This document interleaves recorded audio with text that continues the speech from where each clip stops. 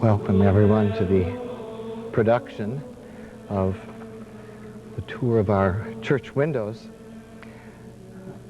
Before I do the windows, I'd like to give you a little bit of history of how St. Patrick started and where we moved from one place to another and finally ended up in this particular room. St. Patrick Parish was founded in 1840 by a group of 5 families from County Kilkenny in Ireland. They arrived here 5 years before the potato famine. That happened in 1845. The reason they left Ireland was not for the question of having food, but rather they left to have religious freedom. They left during the time they called the penal laws, when Catholics were not able to practice their faith, to celebrate the Eucharist, nor were they even allowed to speak their own language. It was from that little town Kilmacow in County Kilkenny that the first members of this parish came. And a French priest was appointed to tend to the Irish in this area by the Bishop of Vincennes, Indiana. The Archdiocese of Chicago did not exist at that time, and this whole territory was managed by the Bishop of Vincennes, Indiana. At first, the liturgy was celebrated in homes, and the first church that was built was a frame church on our cemetery property. Then in 1922, the cornerstone of this parish church was laid, and in 1923, on St. Patrick's Day, the church was dedicated. The windows in this church were fabricated by a German company, the Zettler Company from Munich. And they had, at that time, offices in New York and in Chicago. I think that we can entitle this the windows of promise and the windows of fulfillment. The promise are on the east side of the church, the fulfillment of the promises on the west side. Before I get to individual windows, I would like to tell you a little bit about the Book of Kells. And the Book of Kells is a copy of the Gospel, the four Gospel according to Matthew, Mark, Luke, and John. It was written around the year 800 AD in a monastery off the Irish coast.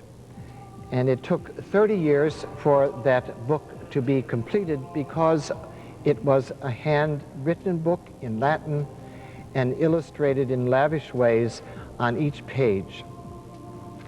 The Book of Kells was brought to Ireland around the year 1000, after it had been stolen and then rediscovered buried in the earth.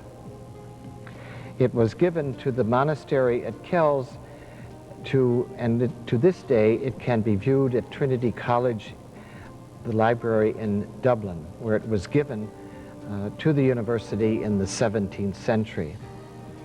The book has 340 leaves, and each day a page is turned at the library in Trinity College. The illustrations that surround the subject matter of our windows are all illuminations taken from the Book of Kells, and they have religious and traditional Irish symbolism. So with that, I would like to move over to the first window, and we'll have an explanation of the signs, the symbols, and the figures. The first window here in this promise window depicts the expulsion of the first man and woman from the Garden of Delight. And you see the man and the woman and the figure of God the Father, surrounded by the fruits and the animals, and above all, the serpent. You could see the head of the serpent here. And the story from the book of Genesis is that the man and woman disobeyed God in the sense that they wanted to be like God. And because that was the case, they were denying their humanity. And after they had eaten of the bitter fruit, they went to hide in the woods, and God goes walking in the garden searching for them and asks them why they were hiding. And the man said, "We were hiding because we were naked." And God responds to that by saying, "Who told you you were naked? Who told you you were evil? It was not I." And so God is not condemning, but rather promising that that situation would be turned around with the birth of his Son. And you see at the top right corner there the image of Mary, the promised one who would bring salvation through her Son. Now, if you notice in the upper corners there is the symbol of, looks like monsters, but those are simply animal heads that represent the rivers of Ireland, the three major rivers of Ireland. And water is always a sign of cleansing in our faith, and you can see the water font here, and you can see the birds drinking of the water. And here is a Celtic cross that's repeated throughout the windows, and that has become the logo of this parish, and you see it on our altar hangings, on our vestments, and even on our stationery. The Celtic cross, again, at the top, at the very top. This, I believe, is to be a representation of the Atlantic Ocean. And that, of course, was the gateway to the New World for the Irish emigrants.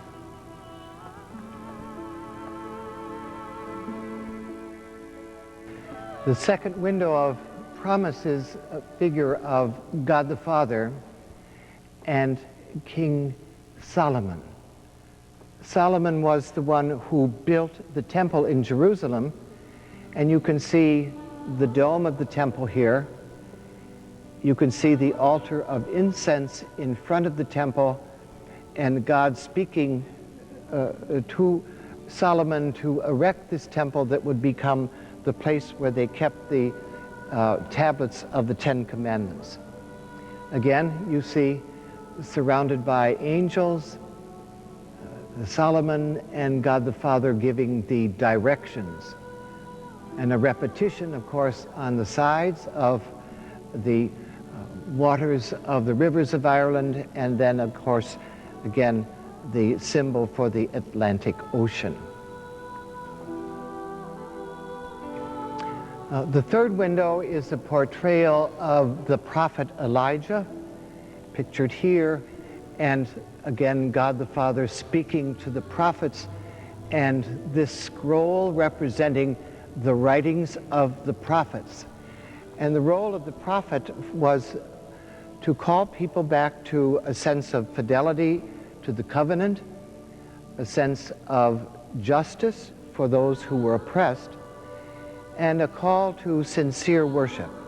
Whenever the prophets arrived on the scene, it was always with that threefold purpose in mind: fidelity to the covenant, fidelity to worship, and responsibility to care for those who were in need. This prophet Elijah is a symbol of all the major and minor prophets in the Hebrew Scriptures.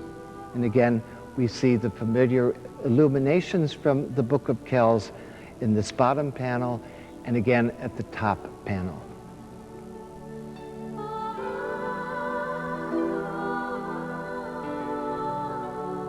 The fourth window, again, portrays a promise, and the figures involved in this particular window are King David and the priest of Salem, the king of peace in Jerusalem.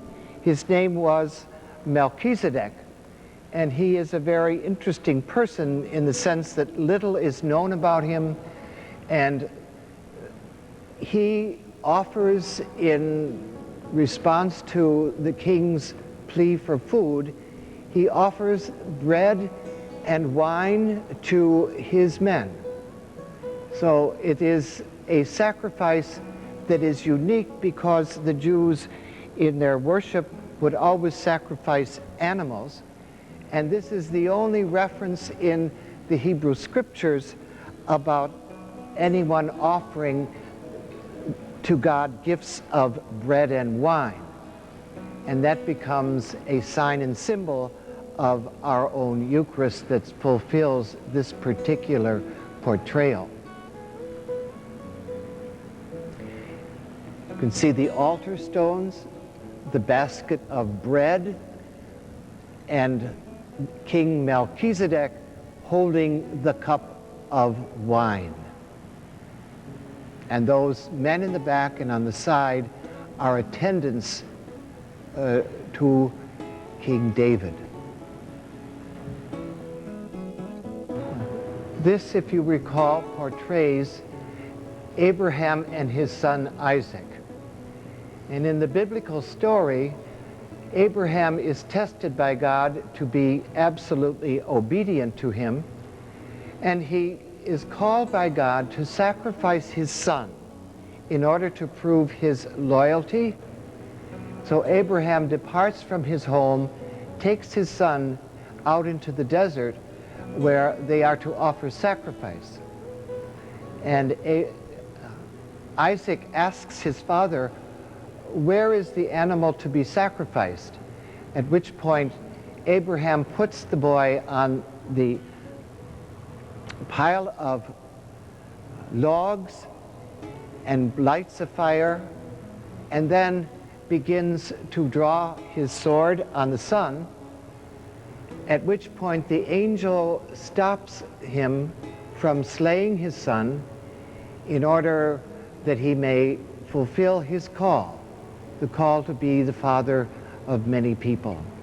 And you can see here on the side there is a ram that is caught in the bushes. And so in Thanksgiving, the son is released and the ram is sacrificed as an offering to God. Now that's a very harsh kind of story, but it is a story about absolute obedience to God the Father. But it is also a time when the offering of human sacrifice was very prevalent, particularly the sacrifice of infants and young people among the pagan people. And so this is presented not only as a matter of understanding the matter of faith and trust in the Father, but it also is a polemic against that practice of human sacrifice so prevalent during that particular time in the history of the Hebrew people and their pagan neighbors. As I mentioned in the opening remarks, the east bank of windows is the bank of promise, and this west bank of windows is the bank of fulfillment. And you can see once again the repetition of the Celtic symbols from the Book of Kells. And here is portrayed the angel Gabriel appearing to Mary to ask her if she would become the mother of God's Son. And this is the fulfillment of what you saw in the window, the first window, of the man and woman being cast out of the Garden of Delight, and the promise made then that that situation, that sinfulness, would be overcome. Again, pictured is Mary and the angel Gabriel, and the angel is holding a staff which says Ave Maria on a taper, and above the dove, the traditional symbol of the Holy Spirit. And here again, we have the writings of the prophets contained in this basket. So the promise of a Redeemer at the time of the garden and the casting out of the man and woman is fulfilled in this portrayal of Mary accepting the role of mother of the Redeemer.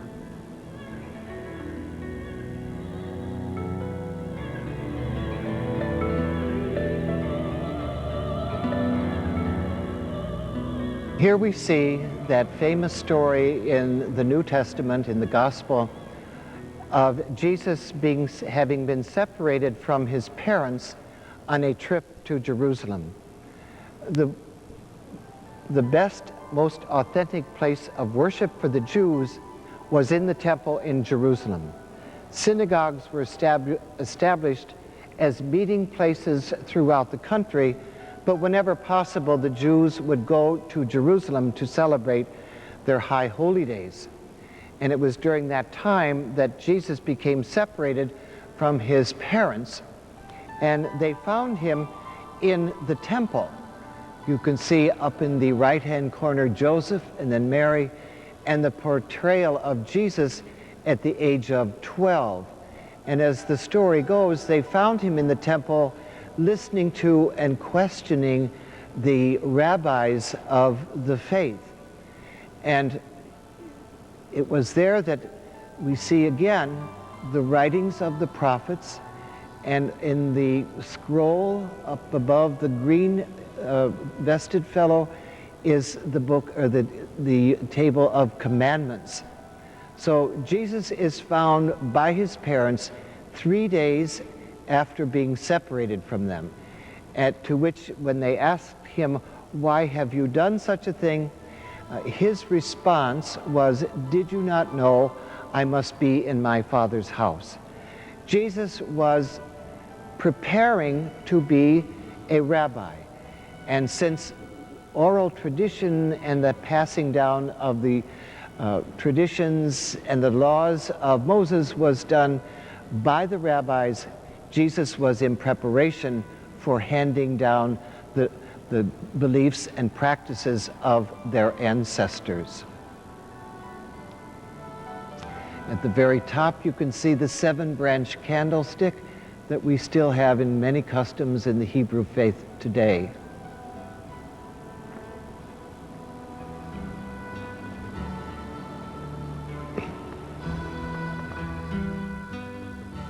Portrayed in this window is John the Baptist, who was a cousin of Jesus.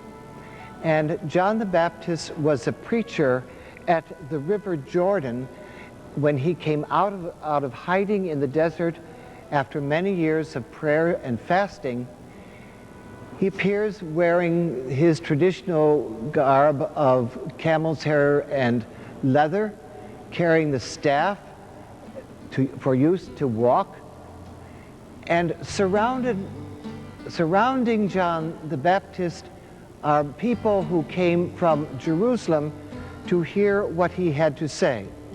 And John the Baptist was one who called people to repentance and fidelity in the manner of the prophets that we saw on the bank of promise.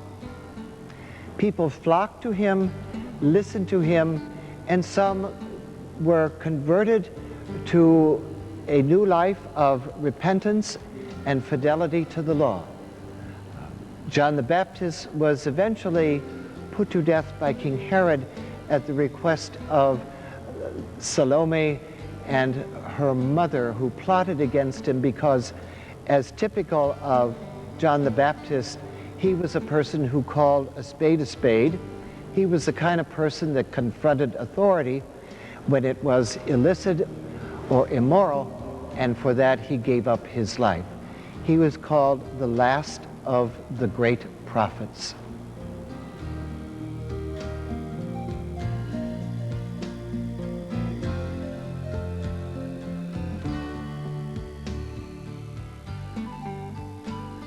This window is a portrayal of the Last Supper that took place on the Passover before Jesus died. And you can see the upper room where they celebrated that meal.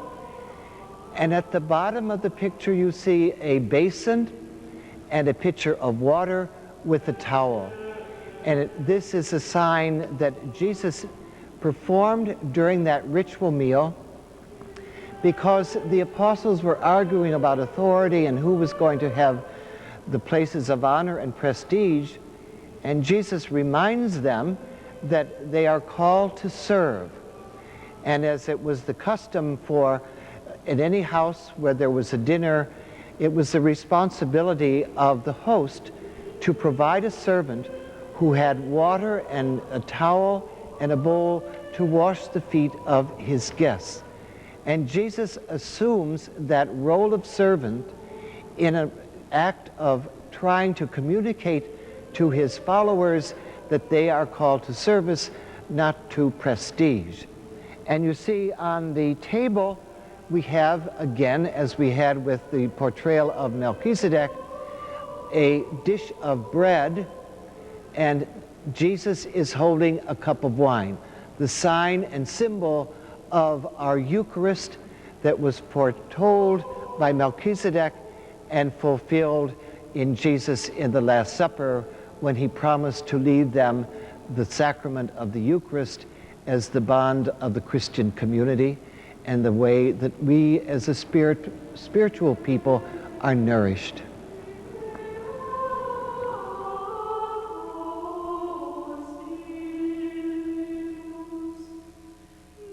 This is obviously the picture window that portrays the crucifixion of Jesus. And we have Mary and her sisters and John the Apostle, who was with Mary at the time of the crucifixion, and the soldier with the lance that pierced the side of Jesus. This is the window that portrays the sacrifice of Jesus, and it is a complement to the window on the other side where it is the sacrifice of Abraham and Isaac.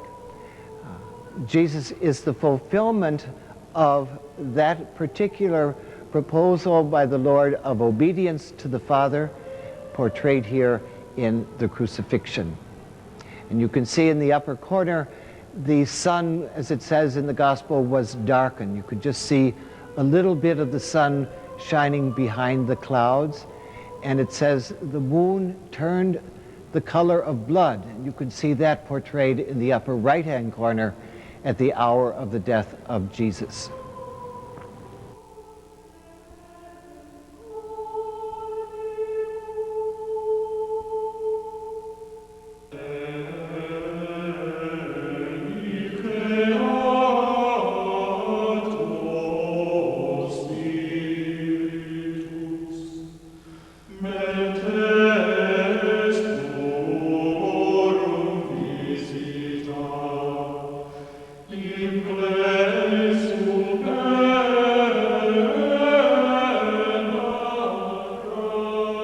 We have had the 5 windows of promise, the 5 windows of fulfillment, but in addition to this side of the church, we have a portrayal of St. Patrick, who is the patron saint of this parish and of course of Ireland. And Patrick is presented as bishop, holding his staff in one hand, wearing the mitre, and holding the shamrock, the famous lesson of the Trinity, 3 persons in one God. Now down here in this right-hand corner, we have the portrayal of King Saul. And Saul was the warrior king of the Hebrew people. He is presented here with the sword and also with the shield of a warrior. And next to Saul is David, King David, who is the author of most of the Psalms, or 150 songs. So David is portrayed not with a shield, but rather with a harp that he played and sang praise to God through the Psalms, which we use so often in our own liturgical celebrations. And above David is King Solomon, and he is portrayed here holding a sword. And the story from the book of Kings is that two women gave birth at the same time to children, infants. One died and the other lived. And the mother of the infant who died, during the night, stole the live baby from the mother who gave birth to the live baby. And the story goes that they presented themselves to King Solomon because he was known for his wisdom, and presenting the case of the stolen child. And Solomon's response to the two women was, "I'll cut the baby in half and give each of you half." At which point the real mother of the child said, "No, let her keep the baby." And that solved the case, because then Solomon returned the baby to its rightful mother. So Solomon is pictured holding a sword, and that sword represents that particular story in the life of Solomon. And above Solomon, you have a warrior king of Irish ancestry, one who Patrick preached to. And Patrick is the one who converted the Irish warrior chieftains to the gospel and to Christianity. Next to the Irish king is a person who was the assistant or traveling companion in Patrick's efforts to proclaim the gospel. And his name is Benignus, Saint Benignus, and that means kindness and generosity. Then on the other side of Patrick is a portrayal of Saint Bridget, who is the patroness of the Irish people. She is wearing the veil and holding a book of the Gospels. And again, all around the signs and symbols from the Book of Kells, the representation of the Atlantic Ocean, the Celtic crosses and the weavings, and again up at the top, representation of the rivers of Ireland.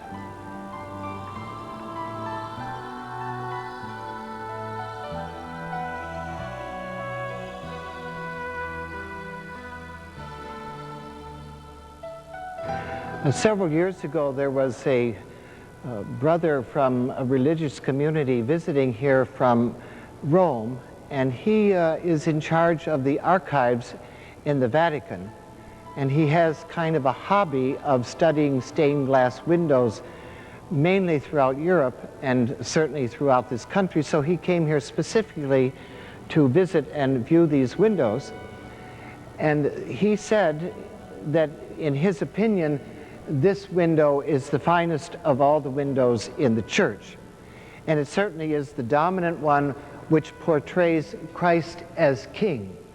And you see on either side of the image of Christ as king are two angels with incense offering homage to Christ the King.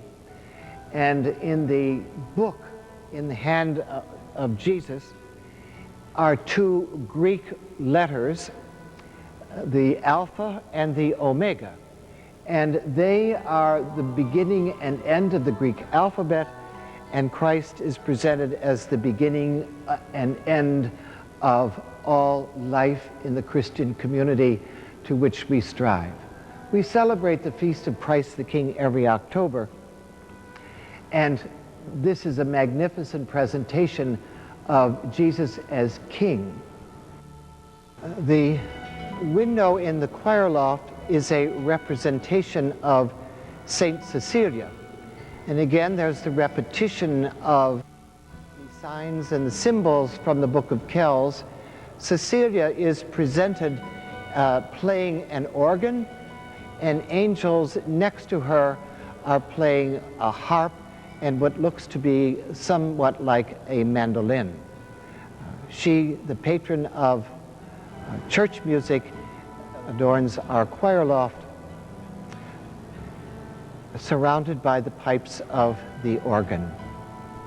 Saint Cecilia was a martyr during the early centuries of the church, and the legend is that at the time of her death, angels were heard to play musical instruments. Now, you can take that for what it's worth, but she has become the patron of church music.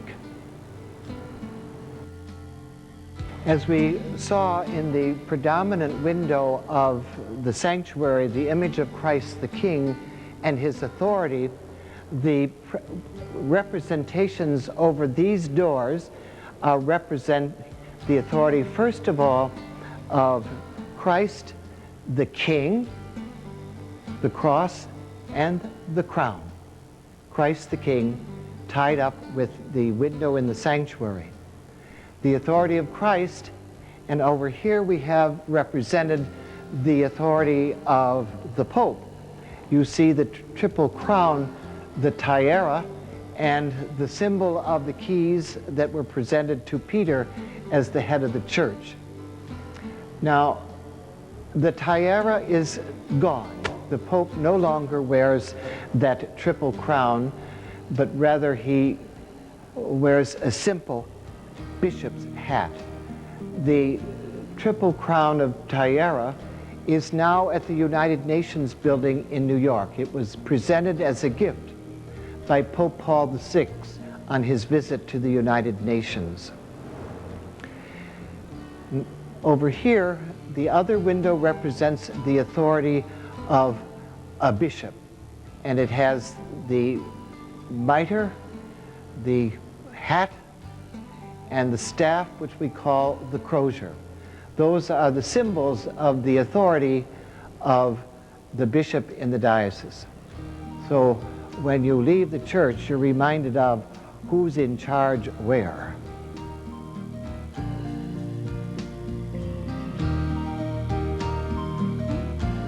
Stained glass windows were meant to communicate stories and to enhance the devotion of people, and certainly that is the case even today. I've been preaching from this pulpit for over 14 years, and I've noticed during the course of homilies, some people, of course, sleeping, and others are looking at the windows. So there's inspiration in the windows, even if not in the spoken word. So I hope you will, as I do, treasure these great gifts and artwork of our parish community, and certainly be grateful to the people who in 1840 began their journey of faith, and we are certainly the benefits of their efforts, their faith, and we hope and pray that what they began, we will continue to do by our fidelity and our witness to the gospel. Thank you.